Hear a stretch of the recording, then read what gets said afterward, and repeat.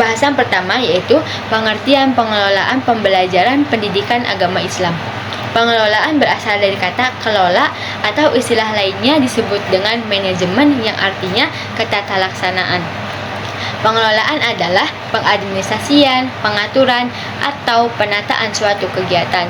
Pengelolaan diartikan sebagai suatu rangkaian pekerjaan atau usaha yang dilakukan oleh sekelompok orang untuk melakukan serangkaian kerja dalam mencapai tujuan tertentu. Berbeda halnya dengan definisi pengelolaan menurut para ahli.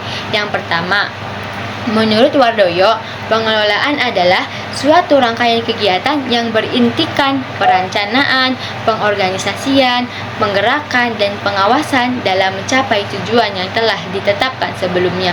Yang kedua, menurut Depdikbud, pengelolaan merupakan proses mengatur agar seluruh potensi secara optimal dalam mendukung tercapainya tujuan, yaitu perencanaan, pengorganisasian, pengerahan, dan pengawasan.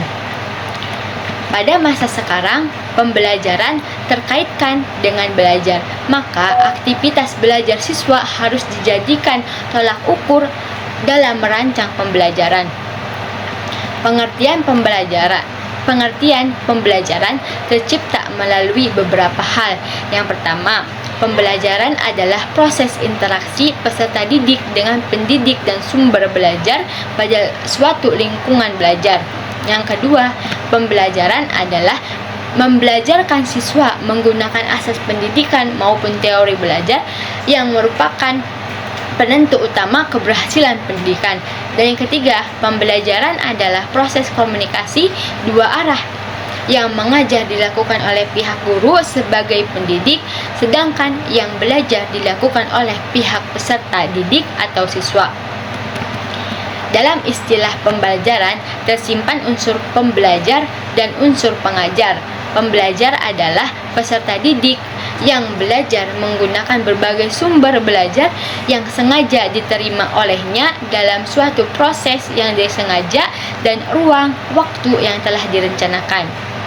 Sedangkan pengajar merupakan seseorang yang berkualifikasi keguruan yang melakukan proses transformasi keilmuan, pengalaman, inspirasi, motivasi, dan tauladan bagi pembelajar.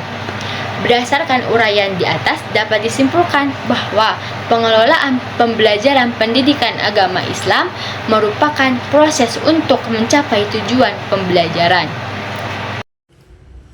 Nasa pengelolaan pembelajaran PAI. Pengelolaan merupakan suatu kegiatan yang sangat memerlukan keterampilan profesional dan banyak hal dari apa yang harus dikerjakan oleh seorang guru. Dan instruktur baik dalam maupun di luar kelas, melibatkan pengambilan berbagai keputusan. Pengajaran adalah suatu proses belajar mengajar di dalamnya terdapat dua objek, yakni guru dan peserta didik. Sebagai aktivitas, maka pengajaran merupakan proses yang sistematis dan sistemik yang terdiri atas banyak komponen. Masing-masing komponen pengajaran tidak bersifat parsial atau berjalan sendiri-sendiri, tetapi harus berjalan secara teratur, saling bergantung, komplementer, dan berkesinambungan. Untuk itu diperlukan suatu pengelolaan pengajaran yang baik. Tugas dan tanggung jawab utama seorang guru atau pengajar adalah mengelola pengajaran yang lebih efektif, dinamis, efisien, dan positif, yang ditandai dengan adanya kesadaran dan keterlibatan aktif di antara dua objek pengajaran. Guru sebagai penginisiatif awal dan pengarah serta pembimbing, serta peserta didik sebagai yang mengalami dan terlibat aktif untuk memperoleh perubahan diri dalam pengajaran. Selanjutnya, tujuan pengelolaan pembelajaran PAI.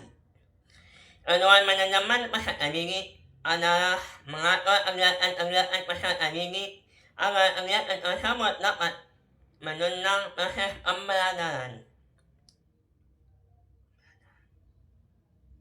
sehingga dapat berjalan dengan lancar, tertib, dan teratur saat dapat pemberian kontribusi bagi pencapaian tujuan yang telah ditetapkan. Adapun tujuan dari pengelolaan pembelajaran PAI adalah sebagai berikut. Pertama, meningkatkan pengetahuan, keterampilan, dan psikomotor peserta didik, menyalurkan dan mengembangkan kemampuan umum, bakat, dan minat peserta didik. Ketiga, menyalurkan apresiasi, harapan, dan memenuhi kebutuhan peserta didik dengan terpenuhinya 3 hal tersebut. Di atas diharapkan peserta didik dapat mencapai cita-cita mereka dalam proses belajar yang memungkinkan tumbuhnya minat dan bakat untuk kebahagiaan dan kesejahteraan hidupnya kelak. Berdasarkan uraian di atas dapat disimpulkan bahwa tujuan pengelolaan pembelajaran adalah suatu upaya dalam sistem pembelajaran dalam suatu lembaga menjadi terarah dan sistematis untuk mencapai tujuan pendidikan. Di sini saya akan melanjutkan pembahasan atau materi yang sebelumnya sudah dipaparkan oleh rekan saya, rekan kelompok saya, yaitu pengelolaan siswa dan guru dalam pembelajaran. Yang pertama itu ada pengelolaan siswa. Siswa, apa sih siswa itu? Siswa adalah siapa saja yang terdaftar sebagai objek pendidikan di suatu lembaga pendidikan tingkat dasar dan menengah. Semua anak yang sudah mendaftarkan diri kemudian diterima di sekolah, secara otomatis sudah menjadi tanggung jawab sekolah. Dan apa itu belajar? Belajar itu merupakan kegiatan yang bersifat universal dan multidimensional. Bisa saja siswa itu merasakan tidak butuh dengan proses pembelajaran yang terjadi dalam ruangan yang terkontrol atau lingkungan terkendali. Waktu belajar siswa saja, waktu yang bukan dikehendaki oleh siswa. Untuk menangani hal tersebut, guru harus bisa mengatur dan merekayasa segala sesuatunya. Guru harus bisa mengatur siswa sesuai dengan situasi kondisi pada saat proses pembelajaran berlangsung. Menurut Andre, tahun 1982 ada beberapa pengelompokan siswa, yaitu yang pertama ada test planning group. Test planning group yaitu bentuk pengelompokan berdasarkan rencana tugas yang diberikan oleh guru. Dan yang kedua itu ada teaching groups. Teaching groups yaitu bentuk pengelompokan yang digunakan untuk grup teaching, yang dimana guru memerintahkan suatu hal kepada siswa yang ada pada tahap yang sama, mengerjakan tugas yang sama, dan pada saat yang sama. Yang ketiga itu ada sitting group. Sitting group yaitu bentuk pengelompokan yang bersifat umum, yang dimana siswa yang berisikan 4-6 siswa duduk mengelilingi satu meja. Dan yang keempat ada joint learning group. Joint learning group yaitu bentuk pengelompokan siswa yang dimana satu kelompok siswa bekerja sama dengan kegiatan yang saling terkait dengan kelompok yang lainnya. Yang terakhir ada collaborative groups. Collaborative groups yaitu bentuk pengelompokan siswa yang menitik beratkan pada kerjasama tiap individu dan hasilnya sesuatu yang dapat diaplikasikan. Proses pengelolaan siswa sudah pastinya tidak semudah apa yang dipikirkan. Pastinya ada beberapa masalah yang sering terjadi kepada siswa ketika dalam pembelajaran. Pollard dalam Hilda Carli tahun 2004 mengelompokkan kepribadian siswa dalam 5 kelompok besar sebagai berikut. Yang pertama ada impulsivity dan reflexivity, yang dimana impulsivity adalah orang yang tergesa-gesa dalam mengerjakan tugas tanpa berpikir terlebih dahulu. Dan sedangkan reflexivity adalah orang yang sangat amat mempertimbangkan tugas tersebut tanpa berkesudahan. Terus yang selanjutnya ada extroversion dan introversion, yang dimana extroversion adalah orang yang ramah, terbuka, bahkan kadang-kadang ia tergantung dari perlakuan teman-teman sekelompoknya. Sedangkan introversion adalah orang yang sangat amat tertutup dan sangat pribadi, malahan kadang-kadang tidak mau bergaul dengan teman-temannya. Yang selanjutnya itu ada anxiety dan adjustment, yang dimana anxiety adalah orang yang merasa kurang dapat bergaul dengan teman, guru, atau tidak dapat menyelesaikan permasalahannya dengan baik. Sedangkan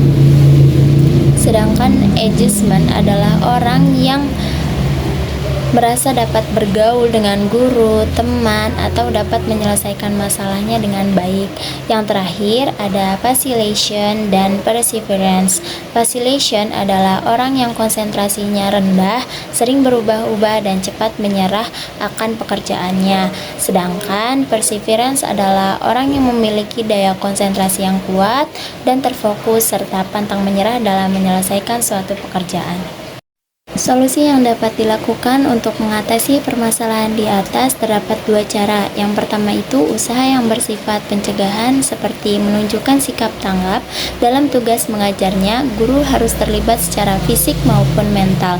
Dalam arti, guru selalu memiliki waktu untuk semua perilaku peserta didik, baik peserta didik yang mempunyai perilaku positif maupun perilaku yang bersifat negatif. Yang kedua ada usaha bersifat penyembuhan.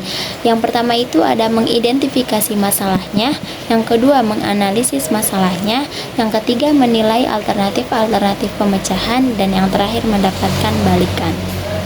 Tadi kita membahas tentang pengelolaan siswa, selanjutnya kita akan membahas tentang pengelolaan guru. Guru merupakan salah satu kunci keberhasilan pendidikan, karena itu seorang guru harus benar-benar profesional dalam menjalankan tugas dan fungsinya. Ada beberapa permasalahan yang muncul berkaitan dengan pengelolaan guru, antara lain sebagai berikut. Yang pertama itu ada proses penempatan guru yang tidak terarah, tidak adil, dan tidak proporsional. Yang kedua ada rasio jumlah guru terhadap jumlah peserta didik semakin tidak seimbang. Yang ketiga, masih ada guru yang memiliki job di sektor lain. Yang keempat, menumpuknya guru pada pangkat 4A. Solusi yang dapat dilakukan untuk mengatasi permasalahan di atas adalah yang pertama, pemangku kepentingan atau pemerintah pusat dan daerah mengkaji ulang kebutuhan real guru di lapangan. Yang kedua, pemangku kepentingan melakukan evaluasi akhir tahun ajaran untuk mengetahui rasio jumlah guru terhadap jumlah peserta didik pada setiap satuan pendidikan. Dan yang terakhir, pemangku kepentingan melakukan kajian yang mendalam dalam pengangkatan jabatan kepala sekolah.